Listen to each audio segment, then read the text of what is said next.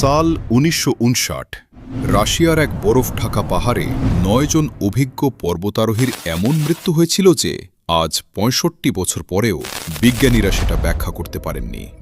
তাঁবু ভেতর থেকে ছেঁড়া হয়েছিল, -৩০ ডিগ্রিতে তারা খালি পায়ে দৌড়েছিল, কারো কারো মাথার খুলি ভাঙা ছিল, কিন্তু বাইরে কোনো আঘাতের চিহ্ন নেই। আর সবচেয়ে ভয়ঙ্কর ব্যাপার, কিছু মৃতদেহে তীব্র তেজস্ক্রিয়তা পাওয়া গিয়েছিল। এটা শুধু একটা রহস্যের ঝলক মাত্র। আজকের এই লেখায় আমরা কথা বলবো দুনিয়ার ৫টা সবচেয়ে রহস্যময় আর ভয়ঙ্কর ঘটনা নিয়ে, যেগুলো বিজ্ঞান এখনও সমাধান করতে পারেনি। আপনারা দেখছেন রহস্যের সফর। পুরো ভিডিওতে সাথে আছি আমি তামিম হাসান। তাহলে চলুন শুরু করা যাক। রহস্য নম্বর ৫, ফ্লানান দ্বীপের ৩ অদৃশ্য প্রহরী। দ্বীপটা ছোট্ট, একদম নির্জন, কোনো জনবসতি নেই, শুধু একটা বাতিঘর আর ৩ জন প্রহরী। ২৬শে ডিসেম্বর একটা ত্রাণ জাহাজ নতুন প্রহরী নিয়ে সেখানে পৌঁছাল। কিন্তু জাহাজ কাছে আসতেই কিছু একটা অদ্ভুত মনে হল। বাতিঘর থেকে কোনো পতাকা উঠছে না, কেউ স্বাগত জানাতে বের হয়নি, চারদিক একদম চুপ। ভেতরে ঢুকে যা দেখল সেটা একই সঙ্গে স্বাভাবিক আর অস্বাভাবিক। খাবার টেবিলে রাখা, আধা খাওয়া, যেন কেউ মাঝপথে উঠে গেছে। একটা চেয়ার উল্টে পড়ে আছে, ঘড়ি থেমে গেছে। আর ৩ জন প্রহরী, James Ducat, Thomas Marshall, Donald MacArthur, ৩ জনই উধাও। এরা কিন্তু অনভিজ্ঞ কেউ ছিল না, সমুদ্র চেনা মানুষ, বাতিঘরের নিয়মকানুন জানা। আর নিয়ম ছিল একটাই, অন্তত একজন প্রহরী সব সময় ভেতরে থাকবে, ৩ জন একসঙ্গে কখনো বাইরে যাবে না। তাহলে ৩ জন একসঙ্গে বাইরে গেল কেন, আর গেলেও ফিরল না কেন? লগবুকে শেষ এন্ট্রি ছিল ১৫ ডিসেম্বরের, লেখা ভয়ঙ্কর ঝড়। এমন ঝড় আমি জীবনে দেখিনি। ডুকাট কাঁদছে, মার্শাল শান্ত হয়ে প্রার্থনা করছে, ঈশ্বর আমাদের রক্ষা করুন। কিন্তু আবহাওয়া দপ্তরের রেকর্ড বলছে ১৫ ডিসেম্বর সমুদ্র ছিল শান্ত, আশেপাশের দ্বীপগুলোতে সবকিছু স্বাভাবিক। তাহলে ওই ঝড়ের কথা কোথা থেকে এলো? পাথরের চাইয়ে পানির দাগ পাওয়া গেল, অনেক উঁচুতে, যেন বিশাল কোনো ঢেউ আছড়ে পড়েছিল। কিন্তু বাতিঘর ছিল ১৫০ ফুট উঁচুতে। এতটা উঁচুতে ঢেউ উঠবে কিভাবে? আর যদি উঠেও থাকে, ৩ জন অভিজ্ঞ প্রহরী একসঙ্গে বাইরে থাকবে কেন? একটা রেইনকোট খুঁজে পাওয়া গেল না, মানে কমপক্ষে একজন বাইরে গিয়েছিল। কিন্তু বাকি ২ জন, তারাও কি গেল? কেন? আজও কেউ জানে না। কিস্টিম দুর্ঘটনা, যেটা ৩০ বছর লুকিয়ে রাখা হয়েছিল। ২৯ সেপ্টেম্বর ১৯৫৭, রাশিয়া, মায়াক পারমাণবিক স্থাপনা। এটা এমন একটা ঘটনা যার কথা দুনিয়া জানতে পেরেছিল ৩০ বছর পরে। সোভিয়েত ইউনিয়ন সেটা পুরোপুরি চেপে দিয়েছিল, এবং আজও সম্পূর্ণ সত্যটা সামনে আসেনি। সেদিন একটা কুলিং সিস্টেম নষ্ট হয়ে গেল, স্টোরেজ ট্যাঙ্কের তাপমাত্রা বাড়তে থাকল, এবং শেষমেশ বিস্ফোরণ ঘটল।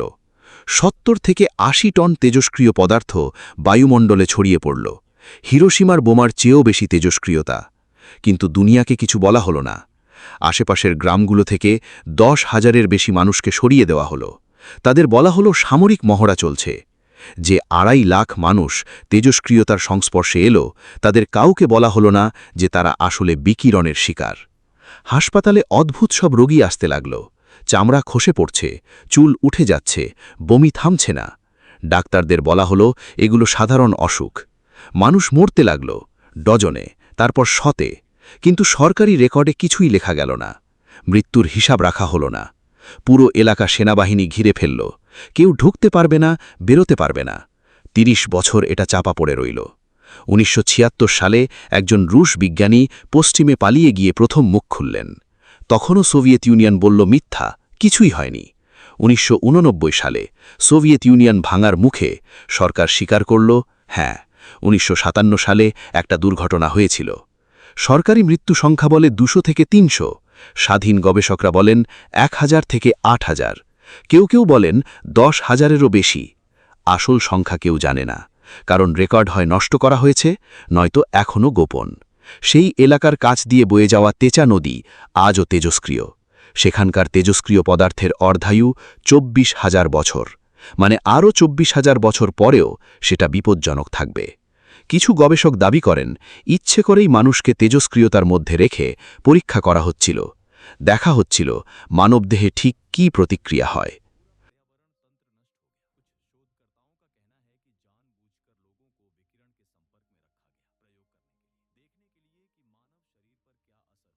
রহস্য নম্বর ৩, হেসডালেনের আলো, যেটা ৮০ বছরেও থামেনি।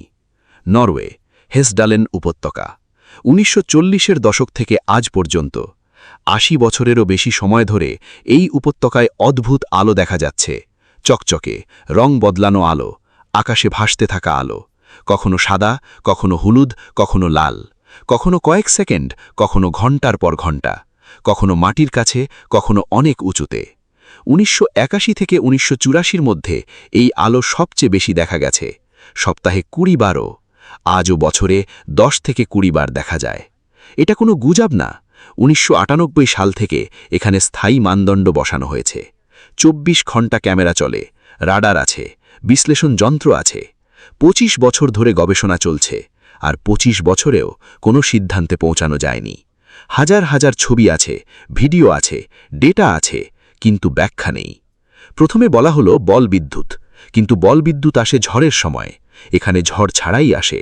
তারপর বলা হলো গাড়ির হেডলাইট, কিন্তু এই উপত্যকা অনেক দূরে, আশেপাশে কোনো রাস্তা নেই, আর আলো ভাসে আকাশে। তারপর বলা হলো পাথর থেকে বিদ্যুৎ তৈরি হচ্ছে, গরম গ্যাসের প্রভাব, কিন্তু প্রতিটা তত্ত্ব কিছুটা ব্যাখ্যা করতে পারে, সবটা নয়। স্থানীয়রা শতাব্দী ধরে এই আলো দেখে আসছেন, তাদের লোককথায় এর উল্লেখ আছে। কেউ বলে উড়ন্ত চাকতি, কেউ বলে সময় ভ্রমণের দরজা। বিজ্ঞানীরা এসব মানতে নারাজ, কিন্তু তারা নিজেরাও স্বীকার করেন তাদের কাছে কোনো জবাব নেই। সবচেয়ে ভয়ের কথা হলো এটা থামছে না, আজও হচ্ছে। গত সপ্তাহেও কেউ দেখেছে, আগামী সপ্তাহেও কেউ দেখবে, আর বিজ্ঞানীরা এখনও জানেন না এটা আসলে কি। এটা সম্ভবত পৃথিবীর সবচেয়ে ভালোভাবে নথিভুক্ত রহস্যময় ঘটনা। ছবি আছে, ভিডিও আছে, মাপজোক আছে, কিন্তু ব্যাখ্যা নেই। রহস্য নম্বর ২, ওরাং মেদান, যে ভুতুরে জাহাজের পুরো দল মরে গিয়েছিল। একটা ডাচ মালবাহী জাহাজ, নাম ওরাং মেদান। হঠাৎ কাছের কয়েকটা জাহাজে একটা রেডিও বার্তা এলো, সব অফিসার মরে গেছে, ক্যাপ্টেন সহ। ব্রিজে আর ম্যাপ রুমে পড়ে আছে, সম্ভবত পুরো দলই মরে গেছে। তারপর থামল, আবার এলো, আমি মরছি। তারপর কিছু অদ্ভুত সংকেত, বোঝার মতো নয়। তারপর নীরবতা। পাশেই ছিল আমেরিকান জাহাজ সিলভার স্টার। তারা তড়ঘড়ি রওনা দিল, জায়গা খুঁজে বের করে পৌঁছে গেল। উঠল ওরাং মেডানের ডেকে। যা দেখল সেটা সারা জীবন মনে থাকার মতো। ডেকে মৃতদেহ, নিচে নামল, সব জায়গায় মৃতদেহ।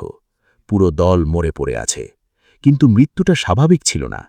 চোখ খোলা, আকাশের দিকে স্থির তাকিয়ে, মুখ হাঁ করা, যেন চিৎকার করছিল, হাত উপরে তোলা, যেন কোনো অদৃশ্য কিছুর সঙ্গে লড়াই করছিল। কোনো আঘাত নেই, রক্ত নেই, মারামারির কোনো চিহ্ন নেই, শুধু মৃত্যু। উদ্ধারকর্মীরা মৃতদেহ নিয়ে যাওয়ার প্রস্তুতি নিচ্ছিল, তখনই মালঘর থেকে ধোঁয়া উঠতে দেখা গেল। সবাই তাড়াতাড়ি জাহাজ ছেড়ে নেমে এলো। কিছুক্ষণ পর বিশাল বিস্ফোরণ, জাহাজ টুকরো টুকরো হয়ে ডুবে গেল, সব প্রমাণ সমুদ্রের তলায়। এখন আসল রহস্য। ওরাং মেদানের কোনো অফিসিয়াল রেকর্ড নেই, জাহাজ রেজিস্ট্রিতে নাম নেই। তাহলে এই জাহাজ কি আদৌ ছিল? কেউ কেউ বলেন জাহাজটা গোপনে রাসায়নিক বা জৈব অস্ত্র বহন করছিল। দ্বিতীয় বিশ্বযুদ্ধের পর অনেক দেশ তখন গোপন অস্ত্র বানাচ্ছিল। হয়তো কিছু লিকে হয়েছে, বিষাক্ত গ্যাস ছড়িয়ে পড়েছে, সবাই মরে গেছে, এরপর সরকার সব রেকর্ড নষ্ট করে দিয়েছে। কেউ কেউ বলেন সমুদ্রের তলা থেকে বিষাক্ত গ্যাসের বুদবুদ উঠে এসেছিল। ইন্দোনেশিয়ার সমুদ্রে আগ্নেয়গিরির কার্যকলাপ হয়। কিন্তু তাহলে বিস্ফোরণ হলো কেন? সবচেয়ে ভয়ের প্রশ্নটা হলো, আমি মরছি, এটা কে পাঠালো? যখন বার্তা এলো তখন কি সে জানত সে মরছে? সে কি দেখছিল? আর ওই জমে যাওয়া আতঙ্কের চেহারা, মরে যাওয়ার পরেও চোখে ভয় লেগে আছে, তারা কি দেখেছিল? ডাচ রেকর্ডে নেই, ইন্দোনেশিয়ার রেকর্ডে নেই, আমেরিকার রেকর্ডে নেই। জাহাজের কোনো ধ্বংসাবশেষও পাওয়া যায়নি। সমুদ্রে কিছু না কিছু ভাসে, কিন্তু এখানে কিছুই না। ৭৫ বছর হয়ে গেছে, জবাব নেই।